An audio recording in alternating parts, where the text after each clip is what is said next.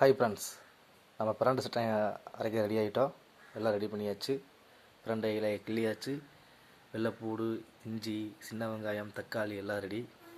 இப்போது நம்ம அடுப்பை பற்ற வைக்க போகிறோம். அடுப்பை பற்ற வச்சாச்சு. கடாயை வச்சாச்சு. கடாய் சூடு இருந்ததுமே லைட்டாக கடலை எண்ணெய் ஊற்றிக்கிறோம். அளவாக கடலை எண்ணெய் ஊற்றியாச்சு. கடாயில் காஞ்சிட்ருக்கு. அடுத்து நல்லா எண்ணெய் காஞ்சிருச்சு. இப்போ நம்ம கடுகு கொஞ்சம் போட போகிறோம். கடுகு போட்டு நல்லா கடுகு பொரிய விட்டு ஓகே, கடுகு பொரிஞ்சிருச்சு. இப்போ கருவேப்பிலை சேர்த்திக்கிறோம்.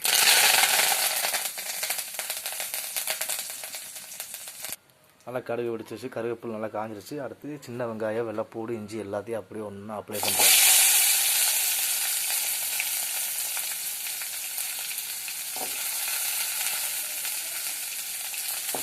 எல்லாம் அப்ளை பண்ணிட்டு நல்லா அது வதக்கி விடுறோம்.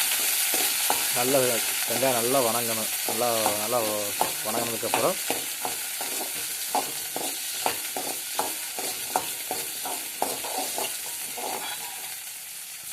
நல்லா சின்ன வெங்காயம் எல்லாம் வதங்கினதுக்கப்புறம் நம்ம பிரண்டையை கிள்ளி வச்ச பிரண்டையை எடுத்து அப்படியே அதில் ஃபஸ்ட்டு போடுறோம். அப்ளை பண்ணிக்கிறோம்.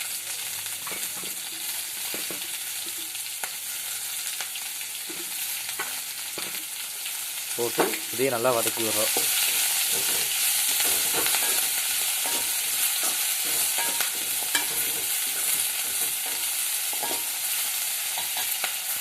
ஓகே, இப்போ எல்லாமே நல்லா வதங்கிருச்சு. அடுத்து வந்து தக்காளி அப்படியே அதில் அப்ளை பண்ணுறோம். நம்ம வெட்டி வச்ச தக்காளியை அப்படியே அப்ளை பண்ணிக்கிறோம். கொஞ்சமாக புளி சேர்த்திக்கிறோம். புளி இது கூட கொஞ்சம் உப்பு, சால்ட்டு போட்டுக்கலாம். கல் உப்பு இருந்தாலும் போட்டுக்கலாம், சால்ட்டு போதுனாலும் நீங்கள் போட்டுக்கலாம். கூட பச்சை மிளகா சேர்த்திக்கலாம், இல்லை வர மிளகா கூட சேர்த்திக்கலாம், உங்கள் தேவைக்கு ஏற்ப. அவ்வளோதான் ஃப்ரெண்ட்ஸ். நல்லா வதக்கி எடுத்து அவ்வளோதான் ஃப்ரெண்ட்ஸ்.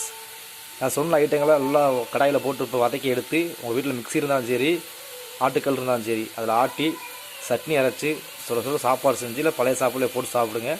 சுவையாக இருக்குது, உடம்புக்கு ஆரோக்கியமாக இருக்குது, ஜீரணக்குழாய் ஏற்படாது, பசி அதிகமாக இருக்குது, நல்லா சாப்பிட்லாம். நன்றி, வணக்கம். அடுத்த வீடியோவில் சந்திக்கும் வரை உங்களிடம் இருந்து விடைபெறுவது அன்பு தீனா ஸ்டுடியோஸ், பாப்பம்பட்டி. நன்றி, வணக்கம்.